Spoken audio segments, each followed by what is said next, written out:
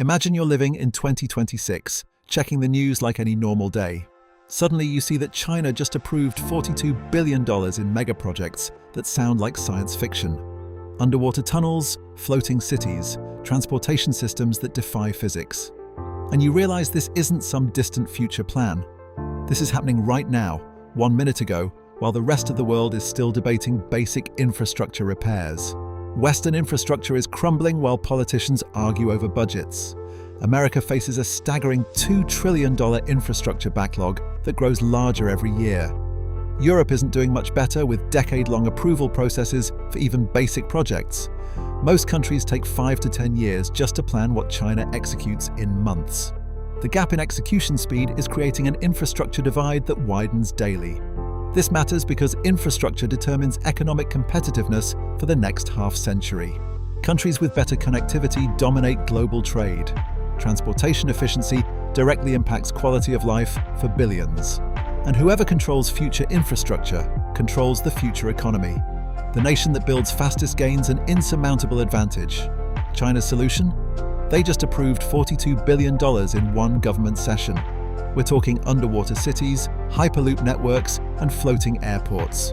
Construction begins immediately, not after years of environmental studies. Most projects will be operational by 2028, while Western counterparts would still be finalizing environmental impact assessments. Let's start with the floating airport network. China has allocated $8.5 billion for floating airports in the South China Sea. These aren't just concept designs, they're mechanical islands that rise and fall with the tides, capable of handling 500 flights per day while floating on the ocean. The engineering challenges alone would paralyze most countries with indecision. Technically, they're using modular platform systems with advanced buoyancy chambers. Self-stabilizing technology keeps the runways level even in 10-foot waves. An underwater anchoring system extends 200 meters to the sea floor, providing stability in typhoon conditions. Each airport is powered by solar panels and wind turbines, making them completely energy independent and carbon neutral. To understand the scale, each floating airport is the size of 50 football fields. The displacement is equivalent to an aircraft carrier, but designed for civilian use. They can be relocated to different positions based on seasonal needs, and they're more stable than some land-based airports during earthquakes. The adaptability makes traditional airports seem primitive by comparison. For comparison, America's newest airport in Denver took 16 years and suffered massive cost overruns. Europe's Berlin airport was delayed 9 years and $7 billion over budget. China's floating airports? 3 years from approval to operation with a cost per passenger capacity 60% lower than traditional airports. The efficiency gap is staggering, but floating airports are just the warm-up. Wait until you see what they're building underwater. China is investing $12 billion in underwater residential and commercial complexes. These are cities designed for 100,000 residents, living 50 meters below the surface, connected by submarine transport tubes traveling at 200 kilometers per hour. They're not just habitats, they're complete societies beneath the waves. The technical specs are astounding. They're using pressurized dome structures with transparent aluminum walls that can withstand enormous pressure. Artificial reef systems provide natural protection and create thriving ecosystems around each structure. Geothermal energy is harvested from ocean floor vents, and desalination plants are integrated directly into the city infrastructure. These cities produce more energy than they consume. Each underwater city is larger than Monaco's entire land area. The water pressure is equivalent to 15 elephants standing on your chest. Yet residents experience normal atmospheric conditions. The transparent walls are thicker than bank vault doors, but crystal clear, offering panoramic ocean views. And vertical ocean farming produces enough food to feed the entire population with surplus for export. Compare this to Dubai's underwater hotel, $500 million for just 50 rooms. Or Japan's underwater research station with a maximum capacity of 20 people. China's underwater cities will house 100,000 residents with full infrastructure at a cost per resident lower than Manhattan apartment prices. The economic efficiencies are revolutionary. And if you think underwater cities are extreme, wait until you see how they're connecting them. China is spending $15 billion on an underwater hyperloop connecting 12 major cities. We're talking about pods traveling 1,000 kilometers per hour through tubes beneath the ocean floor. A journey from Shanghai to Tokyo will take just 45 minutes instead of a 3-hour flight. This redefines regional connectivity. The system uses vacuum tubes that eliminate air resistance underwater. Magnetic levitation prevents friction with the tube walls, allowing near frictionless travel. Emergency pressure systems allow safe evacuation at any point, addressing safety concerns that have plagued previous Hyperloop designs. AI navigation handles complex underwater terrain automatically, optimizing routes in real time. These tubes are buried deeper than the tallest skyscrapers are high. The system is faster than commercial jets while using 90% less energy. The network length is equivalent to circumnavigating Earth twice, with a passenger capacity exceeding all current airlines combined. The carbon footprint per passenger mile is near zero. Elon Musk's Hyperloop? Just a test track with no commercial operation. European high-speed rail? Maximum speed of 320 kilometers per hour and land-based only.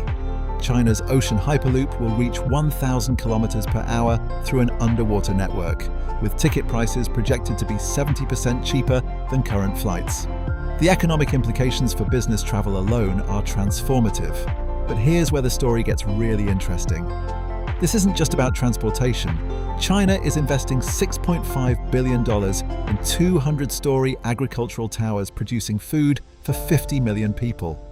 Each tower is taller than any existing building and dedicated entirely to farming. They're producing more food per square meter than traditional farming by a factor of 1,000, revolutionizing food security.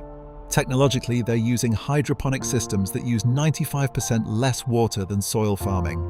LED lighting systems are optimized for each crop's growth spectrum, accelerating growth cycles. Automated harvesting robots work 24/7 across all floors, eliminating labor costs. Climate control creates perfect growing conditions year-round, regardless of external weather patterns. A single tower feeds a population equivalent to South Korea. Their height makes the Empire State Building look like a house. The food production density exceeds nature's maximum by 10 times, and the water efficiency could support farming in desert regions. These towers could end food insecurity globally if deployed worldwide. The Netherlands has vertical farms, but they're 3 stories maximum and experimental scale. Singapore has urban farming limited to rooftop gardens with limited production. China's farm towers are 200 stories high, feeding millions per tower with production costs 40% lower than traditional agriculture. The competitive advantage in food production alone would reshape global trade. Now, here's what nobody's talking about: the real reason behind these projects. These aren't separate projects, they're components of an integrated system. China is creating self-sufficient economic zones independent of global supply chains. It's a testing ground for expansion into international waters and disputed territories. It's a blueprint for colonizing ocean spaces before other nations realize the potential. The geopolitical implications are profound. The hidden strategy is ocean territory claims through civilian infrastructure development. They're creating economic zones that extend China's influence beyond traditional borders. What looks like environmental projects disguises resource extraction capabilities, and it's all strategically positioned for controlling global shipping lanes. It's economic domination via infrastructure. The implications are enormous. Other nations will be forced to compete or become economically dependent. Traditional concepts of national borders become obsolete in ocean spaces. Control of ocean infrastructure means control of global trade. This $42 billion is just a down payment on reshaping the world economic order. The return on investment is measured in global influence. To recap this impossibility, $42 billion approved in a single meeting for projects that sound impossible. Floating airports, underwater cities, ocean hyperloops, and sky-high farms.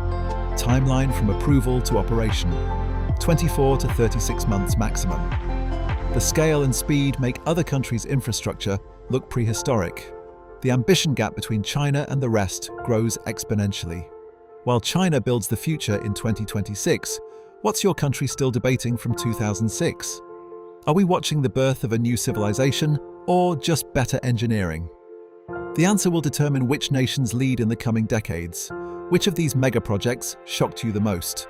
Comment below what you think would have the biggest global impact. Subscribe now for next week's bombshell revelation about these projects' hidden military applications. You won't believe what's really happening.